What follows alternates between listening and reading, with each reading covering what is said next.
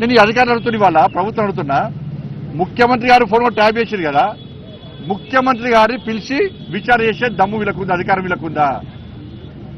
సాక్షాత్తు జడ్జిల phone tap చేశారు కదా, జడ్జిలను పిలిచి విచారణ చేసే అధికారం వీళ్ళకుందా?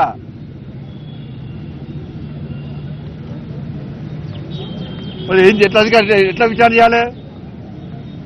అందుకే సిబిఐకి ఇవ్వాలని మేము అంటున్నాం. మీరు సిబిఐకి ఇవ్వకుంటే ఇదంతా తూతు మంత్రము.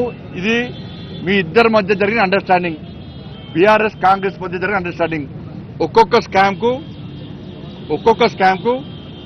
అక్కడ రేటు కుదురుతుంది ఢిల్లీలో. ఫస్ట్ ఫామ్ హౌస్ కేసు ఇన్ని కోట్లు తీసుకుపోయి ఢిల్లీలో మూటల పైపుతున్నారు. పోర్ట్ ట్రాఫిక్ కేసు ఢిల్లీలో మూటల పైపుతున్నారు. కాళేశ్వరం కేసు మూటల పైపుతున్నారు. డ్రగ్స్ కేసు మూటల పైపుతున్నారు. ఇలా విచారణ చేస్తానని చెప్పి వీరంటున్నారు, కమిషన్లు వేస్తున్నారు. ఈ విచారణ పూర్తి కాకముందే కేసీఆర్ సార్ ఎవరు గెలవాలి, ఎక్కడ గెలవాలో కలుస్తున్నాడు. ఢిల్లీలో కాంగ్రెస్ పార్టీ నాయకులను 100 కోట్ల రూపాయలు మూటల పెడుతున్నారు.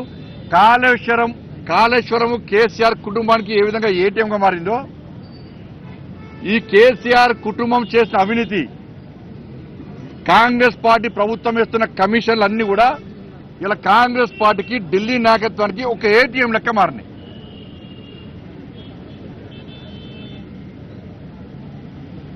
ఇంత జరుగుతుంటే కేసీఆర్ కుటుంబాన్ని అరెస్ట్ చేసి దమ్ములేదు. లాస్ట్ రాష్ట్ర ముఖ్యమంత్రి గారు ఏం చేశారు? క్లీన్ చీట్ ఇచ్చేసి అలా మేము కేసీఆర్ను ఏం చేయం. అదే రాష్ట్ర ముఖ్యమంత్రి గారు జైలుకి పంపినప్పుడు నీ ఫోన్, నీ కుటుంబ సభ్యుల ఫోన్ ట్యాప్ చేసిండు. ఎవరు చేశారు? కేసీఆర్ చేసిండు, కేసీఆర్ కొడుకు చేసిండు. అటువంటి కేసీఆర్ కు క్లీన్ చీట్ ఇచ్చిండు రాష్ట్ర ముఖ్యమంత్రి. అంటే అండర్స్టాండింగ్ చేసుకోండి. కేసీఆర్ ఏం చెప్తే రేవంత్ రెడ్డి గారు గదే చెప్తాడు.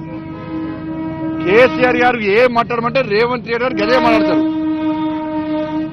కేసీఆర్ గారి అభిప్రాయం ఏందో రేవంత్ రెడ్డి గారు గదే అభిప్రాయాన్ని బయట చెప్తాడు. వాళ్ళ కేసీఆర్ గారి మీద చర్యలు తీసుకోమని చెప్పి సాక్షాత్తు రాష్ట్ర ముఖ్యమంత్రి గారే క్లీన్ చీట్ ఇచ్చేసిండు. ఎవరు ముఖ్యమంత్రి గారు చెప్తాను నేను.